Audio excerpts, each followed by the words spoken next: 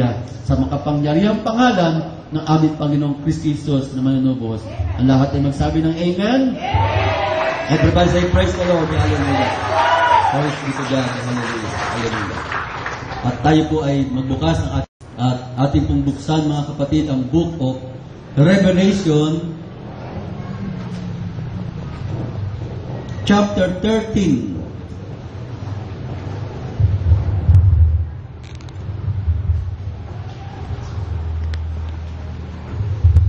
Book of Revelation, chapter 13.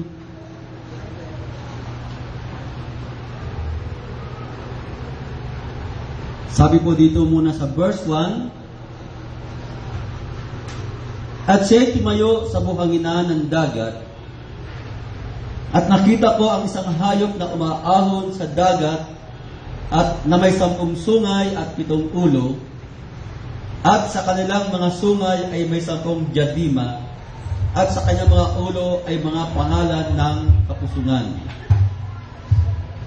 At ang hayop na aking nakita ay katulad ng isang leopardo, at ang kanyang mga paa ay gaya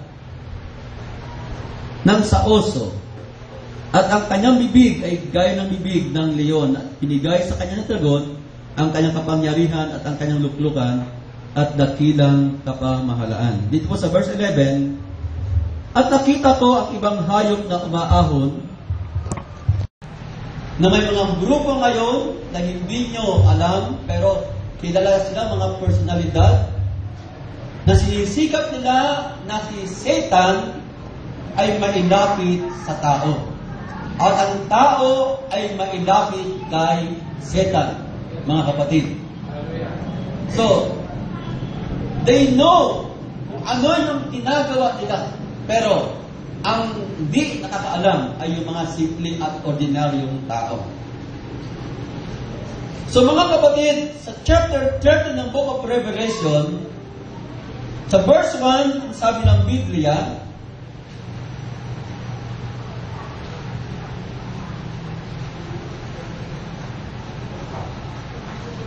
at siya'y tumayo sa buhanginan ng dagat, at nakita ko ang isang hayop na umaahon sa dagat na may 10 sungay at 7 ulo, at sa kanyang mga sungay ay may 10 diadema, at sa kanyang mga ulo ay mga pangalan ng kapusungan. So mga kapatid, nais ko lang bigay ng konting background sa Old Testament. Ang hayop na nakita sa Book of Revelation, mga kapatid, ni John, ay siya rin hayop na nakita sa Book of Daniel, mga kapatid. Sa Book of Daniel, ating balikan,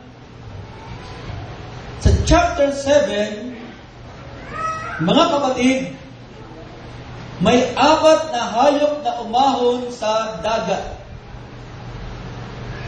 At ang sabi ng Biblia, sa verse 1, ng unang taon ni Belshazzar na hari sa Babylonia, ay nagtaglay si Daniel ng isang panaginip. Sa verse 2, ating tuloy, si Daniel ay nagsalita at nagsabi, may nakita ako sa aking pangitain sa kinagabihan, at narito ang 4 na hangin ng langit ay nagsisihihip sa malaking dagat.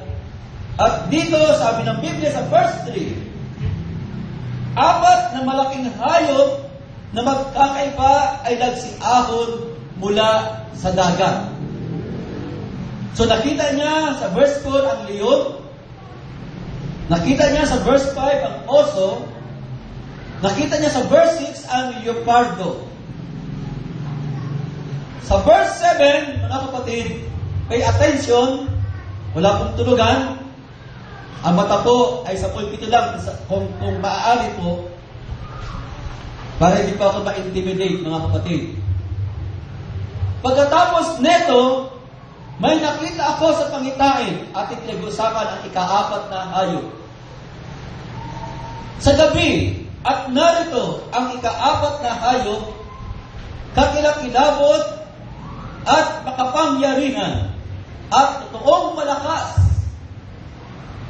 at may malaking mga ngiping bakal, nanganakmal at lumuluray at niyuyurakan ng kanyang mga paa, ang nalabi at kaiba sa lahat ng hayop na una sa kanya, at siya may 10 sungay. So mga kapatid, ang ika-4 na hayop na nakita ni Daniel sa Book of Daniel ay may 10 sungay. Ang unang hayop, alam natin ito ay nagre-represent ng Babylonian Empire. Ang ikalawang hayop, ang oso, ay nagre-represent ng Medo-Persian Empire. Ang ikatlong hayop ay ang leopard ay nagre-represent ng Grecian Empire.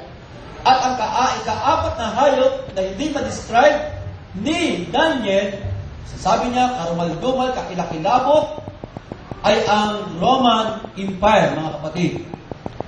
So dito, nakita niya may 10 sungay.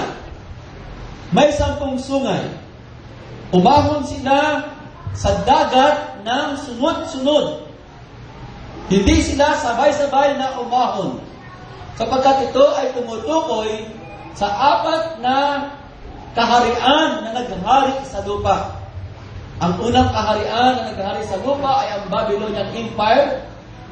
Pagkatapos, bumagsak ang Babylonian, sumunod ang Medo-Persian Empire. Nang bumagsak ang Medo-Persian Empire, sumunod ang Grecian Empire. Then, ang Roman Empire. Mula panahon ng 30 BC hanggang sa ating panahon. Now, balikan natin ang Book of Revelation. Hindi po akong bibigay ng maraming detalye. Sa chapter 13 verse 1, dito ay ating makikita, hindi na pinakita yung unang 3 hayop. Ang ipinakita na lang ay yung ika-4, pero siya po ay may 7 ulo. Ito walang 7 ulo. May 7 ulo. At doon sa ika-7 ulo ay may 10 sungay. So mga kapatid, ang larawan po ay ganito. Isang hayop na may 7 ulo, sa ika-7 nandoon ang 10 sungay. No? Hindi po yung 10 sungay ay na hiwa-hiwalay sa 7 ulo. So, may 7 ulo at doon sa ika-7 ulo, naroon yung 10 sungay. Yung 10 sungay, mga kapatid. So, sa Book of Daniel, ay ating makikita na yung 10 sungay ay wala pang crown. Sa chapter 30 ng Book of Revelation, yung 10 sungay, ang sabi ng Biblia, sa kanyang mga sungay ay may 10 diadema, 10 crowns, and upon his head, the name of blasphemy. So mga kapatid, alam natin ang 10 sungay ay nagre-represent din ng 10 daliri. Ang 10 daliri at ang 10 sungay ay ang 10 bansa sa Europe na ginamit ng Roman para siya ay politically magkaroon ng kapangyarihan. So, dito sa Book of Daniel, wala silang crown. Sa chapter 30 ng Book of Revelation, mayroon na silang crown.